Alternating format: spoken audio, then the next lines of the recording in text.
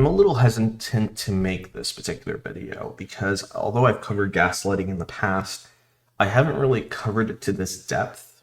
And for those of you that have been in the situation, you'll know exactly what I'm talking about. But for those that haven't really been in this situation, it's really hard to explain to someone on how a rational human being can come off as crazy and come off as irrational and fighting against their own interests. So, in this particular case, I wanted to talk about what gaslighting is and what my experience with it was, both in the sense of growing up in childhood, but also as an adult later on when I found myself in a relationship with a narcissist. So, first off, gaslighting, just to define the term, is when someone emotionally manipulates you to the point of your own reality coming into question. In other words, if I was to poke you and I was to say that this cloth, for example, wasn't orange, but it was actually yellow, and if I go with it with enough consistency, eventually, slowly and surely, you will believe this cloth is yellow. So it might start off as something a little bit different. It might start off as saying, well, this isn't actually orange, this is red. And I might fight you tooth and nail for that perspective of saying, this cloth is red and you're crazy for thinking otherwise. I might even go out and get other people's opinions, selective opinions, to convince you that this is red. Now, this is an interesting metaphor because what happens in relationships such as these is that the emotional manipulation starts off being extremely subtle. And for those of us that find ourselves in this position or have found ourselves in this kind of position, it can come off as something small. Let's say I'm feeling jealous. I'm feeling jealous when my girlfriend flirts with a guy at a bar and is excessively touchy and feely. Now, if this person is a master manipulator, which most narcissists are, they would have started off the relationship with a series of comparisons. These comparisons would have been something along the lines of, I'm so glad that you're not like my ex who was super jealous and super judgmental when I would go out and socialize. And obviously there's certain subtle key indicators, key hints on how you need to behave in order to keep the interest of this particular person. So this boundary breaking thing doesn't happen overnight. It's a very subtle transition. So the metaphor I like using is it's almost like winding a cork. And you keep winding it, and you keep winding it, and you keep winding it. And it's not that it's one particular act that breaks you. It's that it's a series of microscopic acts that slowly start eroding what you consider to be part of your psyche, of what you consider boundaries. So if I start off by saying this cloth is red, not only am I going to justify that position of saying it's red, like I mentioned, I'm going to find others that agree with my opinion, and most importantly, I'm going to start scrutinizing you for believing that this cloth is orange. Same thing goes with boundaries. If I see you flirting with someone at a bar, and I say, I have a real problem with this, and someone who has good internal boundaries would have a problem with it, I could easily turn around and say, oh, you're just being too sensitive. Or if I'm still in the loving on phase, I might actually admit a certain level of guilt and I might actually repent on that behavior while continuing to do it. And this is the key factor here.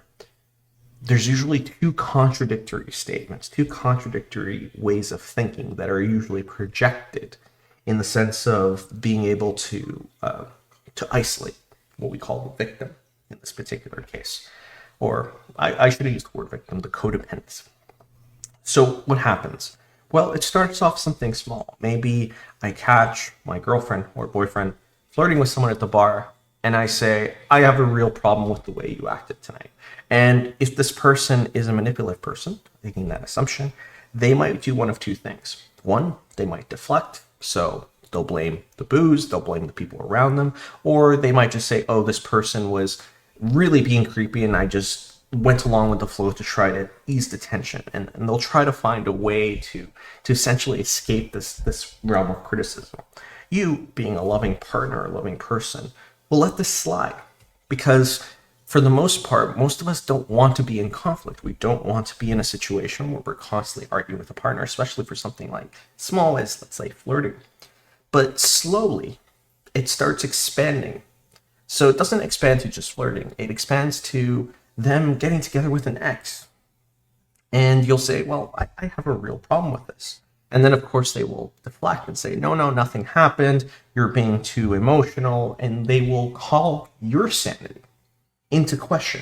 And because you're a rational person and because you trust this other person that you're with, you will give in to this element of emotional manipulation. You'll say, maybe I am acting crazy. Like, I've never thought this way before. I've never been this emotional. I've never been this controlling. And don't get me wrong, they will use the word controlling to justify their actions. They will say you're just being too controlling, and they will go to their friends and they will smear campaign you in the association of he's so controlling or she's so emotional or gets angry very, very easily and I don't know what to do. And they will continue to play the victim. And this constant manipulation, constant buildup will do one of two things, or will do two things simultaneously. One, it makes you completely psychologically and emotionally dependent on them. Because what they're going to start doing is they're going to slowly start isolating you from your social circle. They will slowly start isolating you from any potential threat to this dynamic that they're currently running. The second thing is that they will simultaneously make you the scapegoat in their social circles, not right away. Initially, you're high praised. They're in the love bombing phase. They're making you to be the second coming of Christ. They're making you to be the ultimate human being. You're amazing. You are the one that saved them from their circumstances. And then slowly, the cork starts turning and turning and turning. And before you know it, you find yourself in an isolated position. You no longer have a support network. You don't have no friends. And all of a sudden, you're completely dependent on this person. So any moment that you're away from them, you're anxious. Any moment that you catch them on a lie, you get a huge amount of anxiety, which of course is this concept of crazy making. And the moment that they do something to make you push over the line, and I'll use my example. What my ex used to do is she used to be late coming out of work because I used to pick her up from work every day. It didn't start off big. Sometimes it was 5 minutes late, then it was 10 minutes late, then half an hour late, then an hour. And then before I knew it, I was waiting 2 or 3 hours for her to finish her work that day. Looking back on it, it's absolutely insane to ask for someone to pick you up and then to be 2 hours late. That is an unjustifiably bad thing to do to anyone, let alone someone that you care about. But because I had been transitioned slowly, I didn't see the consequences of this. I didn't recognize that I was being manipulated and I was being caught, or it was causing me to go crazy slowly and surely. And when this happens, and because you're isolated, the only support system you have is them. So if you go to them and you try to instill this boundary, I don't like waiting 2 hours. All of a sudden, you're the crazy person. Well, if you love me, you would just understand that I am just overwhelmed with work, and it's tons of deflections all over again. So you're left to question your reality. Why am I acting so crazy? Why can't I keep a level of control? And of course, when you're in that situation, you can't really recognize the associations with it. You can't really recognize what's happening. It's only after the discard takes place, and the discard usually happens at your most vulnerable point, when they have wound you up so tight that you're actually fighting against your own self-interest. You caught them with someone else, they happen to have slept the night in a hotel. Oh, nothing happened. You're just being crazy. And of course, because you've been so manipulated and because you love this person and you trust this person, you'll go along with it. You will accept whatever narrative it is they feed to you as they continue to maliciously gnaw away at your boundaries. And eventually, you'll reach a breaking point. Or, more importantly, they will reach a breaking point. You'll stand up for yourself in some way, shape, or form. No, this cannot be. I will not stand for it. And they'll apologize. They'll say, you know what? You're right. I'm being irresponsible. I'm going to work on it. And they'll give you a false sense of security. And then slowly and surely, they will find a replacement. and then they will discard you without warning or merit. And then, of course, as you're discarded, and as you're left wondering, what the hell just happened? And you're being emotional, and you've been wound so tight that eventually the sort of snaps, and you might swear, you might scream, you might yell, you might do a ton of other things that a rational person in that moment would not do. They will turn to their friends, to the support network that they've been smearing you for the last year or so, and say, you see, this is exactly what I was talking about. This is the crazy person that I've been dealing with this whole time. And you're made to be the villain rather than the victim. This is incredibly traumatizing for people that have ever been in this situation, because if you don't know what you're looking for and you don't recognize the principles of what's going on, the sense of confusion and anxiety that's caused from this is astronomical. I myself had to deal with months of recurring therapy to undo the damage that was done before I recognized what actually had happened. It took me enough time and space away from that situation to truly understand what it actually meant and how I had, up to that point, been abused, how up to that point I was a victim, not the perpetrator, because I had internalized all the blame and all the responsibility. And it was only after I took some time and space away from that person and I educated myself on what had happened, I started realizing, oh my God, I'm actually the victim here. Not to say that I emphasize with that label. I don't believe in associating myself as a victim, at least now I don't. But at the moment, I was. And I needed to recognize that in order to pull myself out of that situation, in order to pull away from the crazy making that had been a result of this person who was constantly manipulating me behind the scenes. Most importantly, this person wouldn't let me go fully. They would disappear for a week or two and then come back and say, I want to come home. I love you. I can't believe I moved away from you, and then disappear just the same. And it was a constant dynamic of appear, disappear, appear, disappear, constantly, until I found out the truth. And the truth was they were living with someone else. And they were coming to me whenever this other person had to go away and do something with their time, whether it was a result of work or some kind of errand. I was being used as a distraction tool, and I was being gaslit to the point of insanity.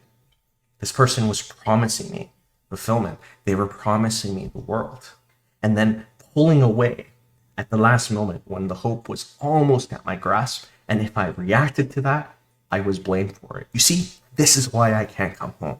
This is why I can't trust you, because you can't possibly trust me to be away for 6 or 7 days, which, looking back on it, is absolutely insane.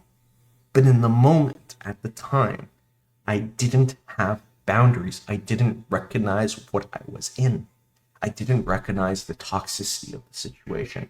I didn't recognize this person I thought I knew wasn't actually who I thought they were.